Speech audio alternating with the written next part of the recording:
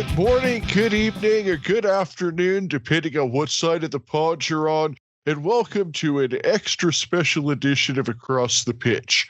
My name is Phil Kennedy, and I'm joined today by Tony Robinson for our second Accrington Stanley Player Series interview of the 2020-21 series. We're very excited to have a guy on the show who's one of the guys who has played every minute this season so far from Accrington Stanley.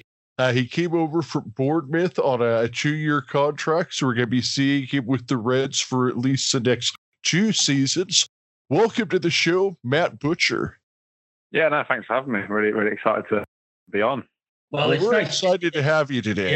Yeah, it's nice to have. We've seen you play and watched the matches with interest and seen you grow in your role there, and it's nice to have a chance to talk about what's going on at Stanley and your past in football, and we're looking forward to spending a few minutes with you, and hopefully it's going to be enjoyable for you as much as it is for us. Yeah, no, it sounds really good. Now, just to kind of go back to your early career, I understand that you're originally from Portsmouth, and that your youth career was mostly spent with Bournemouth. I see you've also played in Yeovil, so you've been kind of all around the south of England. How is that different from up north? That's one of the first things that we usually like to ask. I don't think whether everyone wants to know about. Obviously, my career's in kind of down south locally. I had to spell up in Scotland last for kind of so I've always kind of move around for a short or further away. So I think the main thing is play and kind of take your mind off things from that respect and really focus on football. Yeah, that's one of the things that we've heard is that when you get up north, there's a lot less things to do, if you will. So it makes it easier to focus on football, and spending a couple extra hours in the film room suddenly sounds a lot better than it does when it's sunny down south. Well, you mentioned, Matt, you spent some time in Scotland at St. Johnstone as on loan. How is that, playing up there in Scotland compared to what you're doing now in League One? Yeah, it was obviously a good experience. Didn't kind of know loads and loads about Scottish football, but kind of going up there and experiencing that. And there's obviously some massive teams in the league. The weather's kind of doesn't help. The time I went up there, it was quite wet and the pitches weren't great. But hopefully I'll take the experiences, especially against big teams. As you see, there's some massive teams in this league. So if I can take them experiences into this season, I think it can really help the season. Now, I see that probably the place that you played the most at before this season at Stanley was when you went on loan to Yeovil in 2016. Tell us a little bit about that experience there. Yeah, that was amazing. That was obviously my kind of first full season in men's football, and getting the taste of kind of playing week in, week out in the football league that kind of every weekend it means the most thing to get 3 points rather than academy football. It's slightly different from that respect. And after having that season and then having a few seasons being injured, it really kind of focuses you on getting games and playing games is the main thing as a footballer. And that's what you want to do. And having that kind of taken away from you after that kind of positive season really hits quite hard. So kind of that's the main season. Like you said earlier, I played kind of every minute so far. So, and I'm really enjoying kind of life in football and outside of football now. I think that plays a massive part in that. Does it feel any different mentally when you're on a contract like now with Stanley, as opposed to being on loan, whether it be short spell loans or long term? Is there sort of a little more different feeling for you? I think so. I think obviously when you go on loan, you are definitely a part of that club and you want to settle in as soon as possible. But I think when you sign somewhere permanently, you don't have to worry about you're almost worried about two clubs, aren't you? You're worried about your parent club, what they're thinking and how you're progressing to them, as well as the team you're in at the moment if you're on loan. So I think being permanently, it really gives, again, more of a chance to kind of focus on football and focus on what's happening on the pitch and and it's just one less kind of thing on your mind. So I think it's definitely a positive, and I kind of felt like I've settled in probably quicker because it's a permanent than if it wasn't a loan. It sometimes can become a bit more difficult. Yeah, I'm sure that it really helps to get that consistency, and like you said, no, you're going to be in there on the match sheet every week. Now, one thing I have noticed with you, and especially, I know when you first came in, I think you described yourself kind of as a box-to-box midfielder. And I did see in the first couple of matches, you kind of lined up in the deeper midfield role. Since then, you've moved into more of the central attacking or number 10 role, and it seems like, especially over the last few games, your role has really been more involved with the offense and getting forward more. So I wanted to ask you, do you still consider yourself a box midfielder, or do you think that the attacking role is where your future is? I think kind of throughout my career, I've always played kind of different positions. So I think I can slot in kind of anywhere in that midfield area. I feel like I can offer more going forward. I think it's always going to take a couple of games to settle in and really get to know the players and get to know where you can start picking up the ball. But I enjoy kind of playing in that more of attacking role and affecting the game in their box and chipping in with goals and assists, and that's kind of what I think I haven't done in the previous few seasons. So I think if I can start doing that, then I think that'll kind of be where the best sort of play from myself will come from. Yeah, I mean, during the Wimbledon game, especially, you had 5 shots, 2 on target. Especially, you scored a goal in that one, and I thought that you were really a key cog in sparking the offense in that win. So I definitely think that the attacking midfield is where I personally, at least, would like to see it. I think Tony agrees. Yeah, and I want to just it's a good lead into the Ipswich match, because and I think a lot of people would agree that in the first half that you guys were the better team, and as John Coleman said after the match, you couldn't tell who was first or who was sixth. That has got to give, and with not having Dion Charles up front as well, it must give you fellas a knowing that you can play with anybody in this league. Yeah, definitely. I think that's kind of the feeling we've got at the minute. I think that's probably, that first half performance was probably one of the best in terms of creating chances. I probably should have scored, and I think a few of the other lads probably be the same. But we created a lot, and we're not afraid. We're not kind of sitting back. I think we're starting to implement what we want to do rather than kind of reacting off other teams that may be seen as bigger teams or higher up the league. But I think with the squad that we've got, the feeling in training and match days, that we can go anywhere and get a result. And I think you could definitely see and take the positives from Saturday, although it was 2-0. If we come off 2-0 winners, I don't think you'd be too kind of surprised and too shocked, really. So I think it's massive that we can take all them positives from the game Saturday and previous games, that we can go anywhere and get results. So I think, yeah, like you say, I think that's definitely the case. And I think this is it's unfortunate that with a team like Ipswich, is that you make a mistake and there are a quality team that will punish you for a mistake. That's got to be a learning experience and for the players and put, sort of get that. You've got to get that over that mentally and shut it out and learn from it. Go to the next match, right?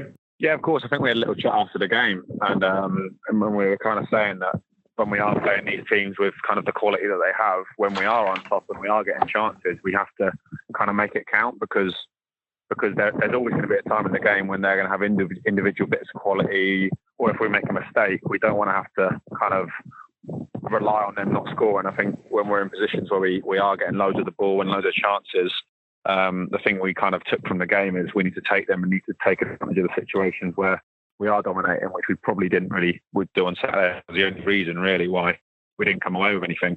When you have a game on Saturday and then a quick match back on Tuesday, obviously you have to travel back from Ipswich. What is the sort of time frame for a time off, recovery, and any training before the Tuesday night match? Yeah, obviously recovery is massive. So it kind of starts from when you finish the game, really. It's such a quick turnaround. You've got to kind of eat right when you get on the coach and try and get the best night's sleep possible, although you get back a little bit late. And then you obviously spend Sunday recovering and you're back into training on Monday to kind of get any stiffness out your legs and work on what you're going to do Tuesday. So you'll kind of look at the video for Fleetwood and look at that before you go out to training, and then you go out and try and kind of replicate what you think is going to happen in the match and just get them kind of last little bits of stiffness out, ready for the game, such quick succession.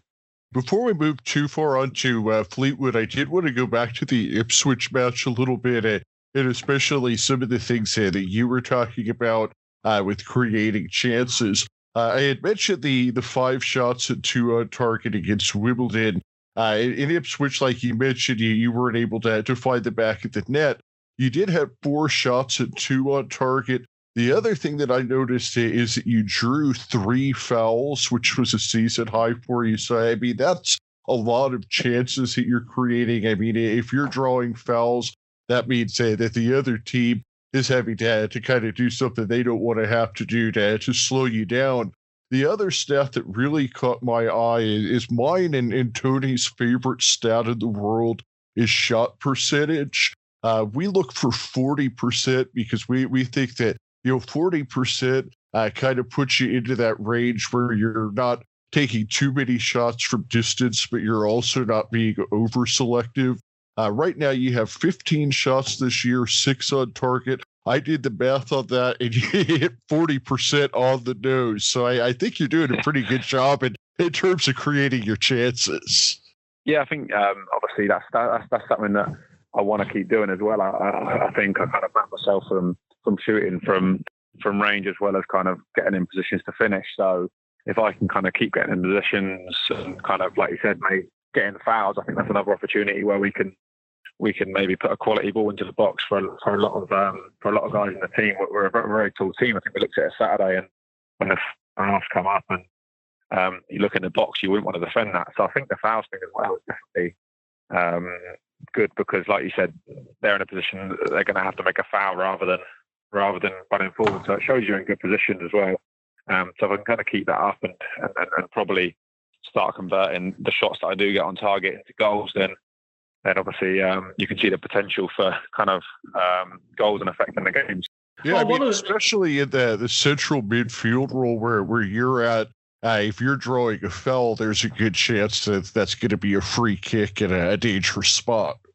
Yeah, of course. Obviously, it's nice to be, like you said, receiving that ball in a bit more of an attacking scenario because, like you said, you're either shooting, you're either passing someone in, and if not, you're going to try and take on your man, and like we've seen from the stats, getting the foul and creating another opportunity from that rather than maybe setting someone up or shooting yourself. Now, you mentioned the height of the team, and of course, you have Dion Charles coming back, and not necessarily that he's the tallest guy in the world, but one thing that happened last week was Joe Pritchard moved up front to the forward role, and I really thought, he did well in that role, but what it took away was his ability to hit crosses into the box. So I think with Dion coming back, that's going to allow Joe to move back into the midfield along with you and Tariq, and I think that's going to give you guys the ability to create more chances, and I think that that's really something that you guys are going to be able to get the offense going now that you have all the pieces back in the puzzle per se. Yeah, no, I think obviously Joe's played quite a few positions. I think he's done well in all of them, and like in the previous game to Ipswich, that he put a good ball in where you might set as a shot, but I don't know.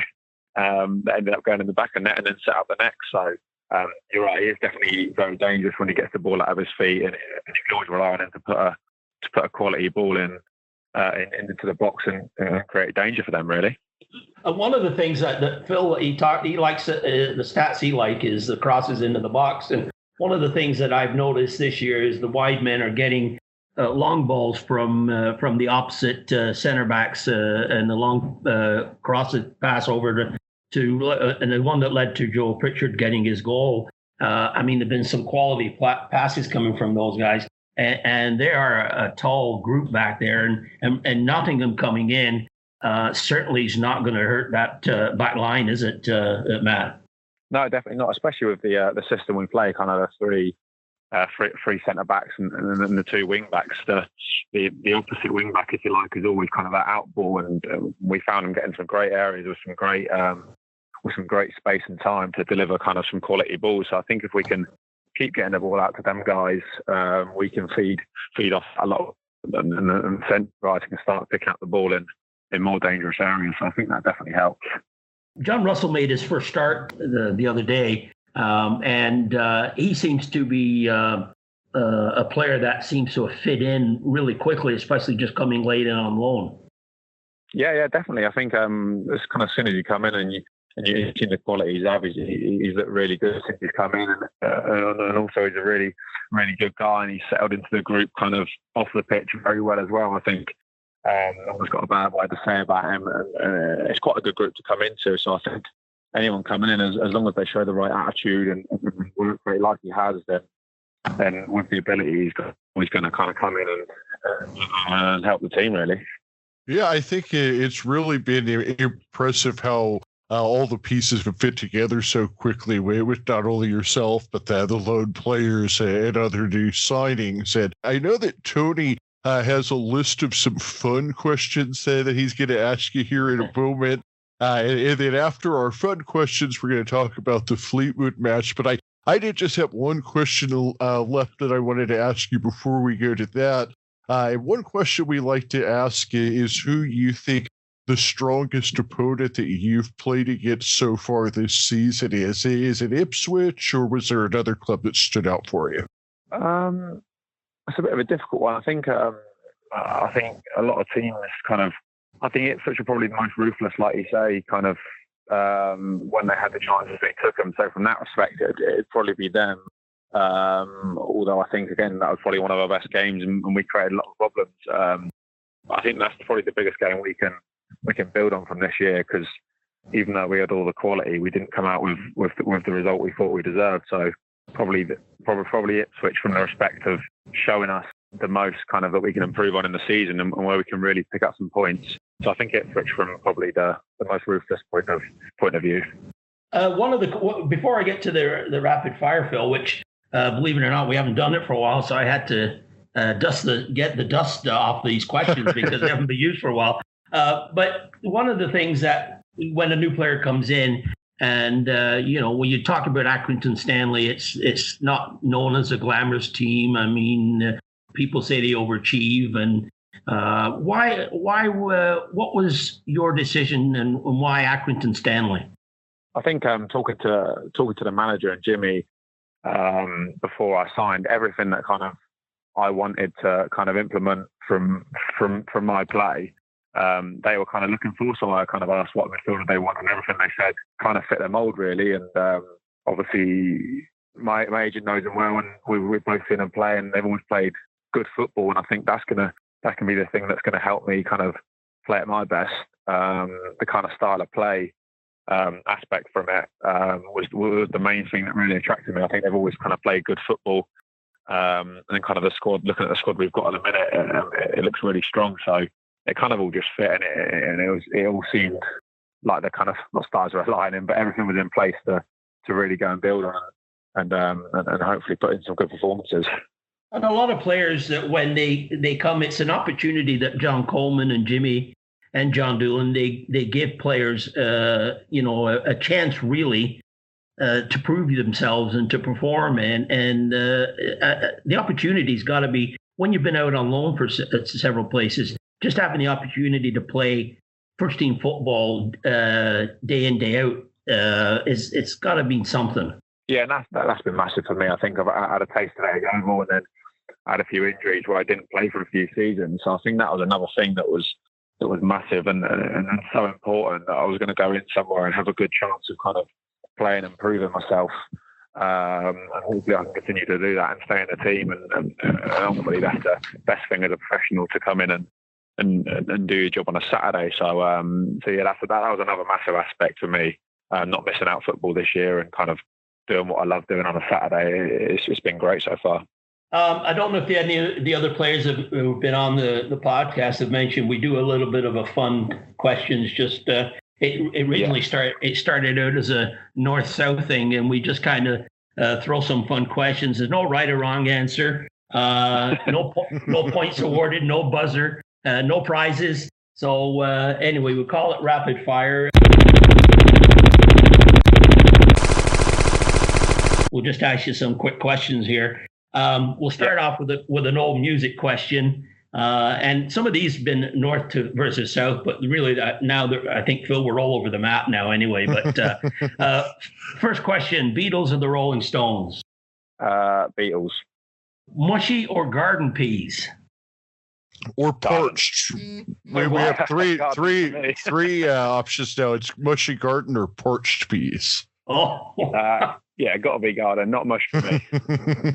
Well, I'll tell you, mushy peas is a staple in Lancashire anyway. But and on your bacon sandwich, brown or red sauce?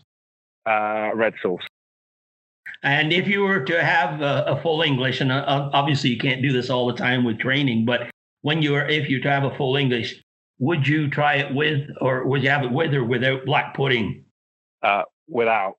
Yeah, not for me, that one either. You haven't tried black pudding yet? I've had it, yeah. So I'm not a massive fan, so I'll leave that off. Okay. What about Uncle Joe's mint balls? Have you had those before? I haven't, no. Okay, moving on. On the soap operas, this is a north-south one. Coronation Street or Emmerdale? Oh, sorry, EastEnders. Sorry, EastEnders, not. I haven't watched it. I'll go EastEnders. I'll just go south. Okay. And have you watched? I don't know if you watched it. Which one would you watch if you had a choice? Sunderland Till I Die or The Last Dance? I need to see The Last Dance. I'm going to go Sunderland Till I Die. Okay. I've seen one, but I haven't seen The Last Dance, and you've seen that one, Phil, right? Yeah, it's a really great show. I mean, being somebody from the U.S. that was in high school in the 90s when Jordan was doing all that, it was definitely a bit of a flashback for me. But, for somebody that would maybe be seeing the great Bulls teams of all time, I mean, it's kind of they were here in that era what Manchester United was to English football in that era. I'll give it a watch sometime. Yeah, I've heard great reviews. It's definitely it's on the list I've got to get through. There's so many at the minute. I do need to watch it, and I've heard it's brilliant. One more question before I get into some player questions is, what's your favorite takeaway? Takeaway. I'll go Chinese. Well, there's lots of good Chinese chippies around. That's a popular answer. Yeah. The go-to. Everything comes up with chips over in the Chinese chippies over there. I'll tell you the thing I would have least thought that I've learned since starting this podcast is that if I opened up a Chinese restaurant in Lancashire, I'd make a killing. And lots of competition, Phil. Okay, I'm just sort of going into the dressing room, and I know you're a new player, but you've been there for a few matches, and so let's see how well you know some of your players' mates. Who's the best dresser? The best dresser. See, we've been coming in training. So you haven't had to wear suits? We haven't worn suits actually for matches. I'm trying to think. I normally just whack it off as soon as I get in the changing room. Has somebody come in with wrong socks on, or with the sweater jumper inside out, or anything like that? No, not yet. They've all been pretty safe so far. First day of the season. I'll go Joe Maguire. He's a bit different, but I don't mind his style at times. Yeah, well, he comes up a lot actually. Yeah, and who spends the most time in front of a mirror after the match grooming himself? Oh no, Joe Pritchard every day of the week. That's an easy one, that. Oh, that's good. That's it for me on the players. Phil, you'd ask Matt where he met. Just got one. And this is the Arizona question, because I'm over here in Phoenix, Arizona, where we put jalapeno peppers on our pizza. Would you like to try a pizza with spicy jalapeno peppers on it? I'm no good with spice, not at all. I'm terrible with spice. Phil, it seems, man, all day long. It seems to be if people will try black pudding or like that, they'll go for jalapeno. So maybe there might be a connection there. I don't know. I've never had the black pudding, but I'll put the jalapenos on all day. I'll need a glass of milk with it. Yeah. We've learned that John has met. That should be a commercial right there. The milk after the jalapenos. You can see it now. We're looking for sponsors, so there's a big hint. Where did you meet up with John Coleman? Because this has come up in a few interviews, and people have met at McDonald's and Starbucks and places like that. Was your first meeting by phone, or did you meet up somewhere? And did John buy you a coffee? No, he hasn't got me one yet. Actually, it was on the phone with what's going on with the coronavirus and stuff. So, right. And then I just come up and signed everything. So I think it's going a bit different the way kind of transfers and stuff work in this current climate. I think it was a bit more restricted when I signed. So yeah, just on the phone. And who's the biggest joker between John Coleman and Jimmy Bell? Oh, it's a tough one. It's a toss-up, isn't it? I'll go with the gaffer. Yeah, I'll probably give him the nod. Okay, that's not a bad call there, Matt. All right, well, let's talk a little bit about the Fleetwood match, because that's what you have coming up tomorrow. And Fleetwood, they're a team that they have a lot of talent, and they are certainly a team that have been a bit up and down this season. They've got a couple of veteran players in there with Paddy Madden and Chet Evans. So I imagine those are probably guys that you're keeping an eye on from the defensive end. But what's your outlook for Fleetwood? Obviously, like you said, they've got some good players that can obviously hurt a lot of teams and can score goals. I think that's definitely one of the areas that we'll look at and try and limit their chances.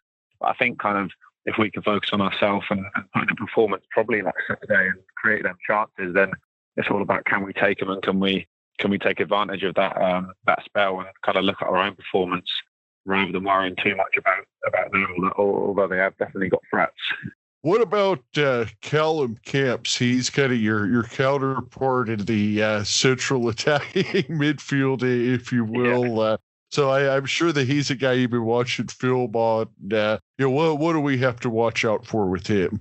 Obviously, he likes to pick up the ball in attacking areas, doesn't he? So if we can kind of limit the space for him to start passing the ball through to his strikers, and I think that's a good start. If we can kind of limit the amount of touches he has and other midfielders around him, hopefully that will stop the kind of strikers getting on it in dangerous positions. So yeah, we've definitely done a few bits to kind of look at that, and hopefully we can put it into practice tomorrow. I think with Fleetwood too is that they had the one game. Obviously, they played really well against Hull, scored 4 goals. And out of the 8 matches, 8 goals they scored, they got 4 in the one match. So we know they can score. And you're just wondering which team will show up. I know it's going to be a tough team with Joey Barton as the manager. After 3 losses, they've got a win and a draw. So they seem to be putting things together as opposed to the start of the season. So it's going to be a tough match either way, playing a team from Fleetwood, isn't it? A local derby, really. Yeah, definitely. I think it is going to be a tough game, and I think hopefully it'll be a good game and an exciting one. But I think like we touched on earlier, that we feel in our dressing room that we can kind of beat anyone when we're at our best. So if we can control that side of things, then it should hopefully be a good evening for us. And if you get behind too, you've done this twice where the opposition has scored and you guys have bounced back with 2 quick goals. So getting behind, I know it's not the ideal thing, but you guys have got belief that you can come back from that. Yeah, of course. I think we show great character and great belief to kind of not let that affect us. And a couple of times it's probably made us play a bit better and played a bit more kind of aggressive and like we do when we're on the best. So I think that kind of showed us that if we can start games like that and not allow them to get a leg up, if you wish, then we can really hurt teams and really kind of take it to them from the first minute. And when, as far as the match tomorrow night, the lineup that's just released, is it by John when you arrive at the Wem Stadium? Yeah, that'll be said tomorrow. So we'll kind of all prepare like we're ready for the game and to play, and they'll give us the team before we get changed to start warming up, so we can really get a kind of focus on and kind of flick into match mode.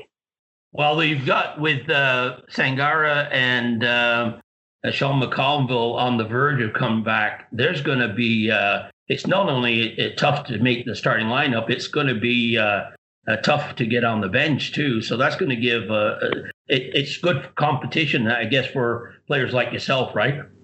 Yeah, of course. I think that's what makes great teams, doesn't it? I think the competition and the pressure on places is only a good thing. It makes the players that are kind of on the pitch extra hungry to kind of keep that shirt, and it makes the players coming off the bench and looking to affect the games and maybe the latter stages that they need to show what they can do. So I think that's only healthy and can be really good for the season to have a big squad with loads of competition.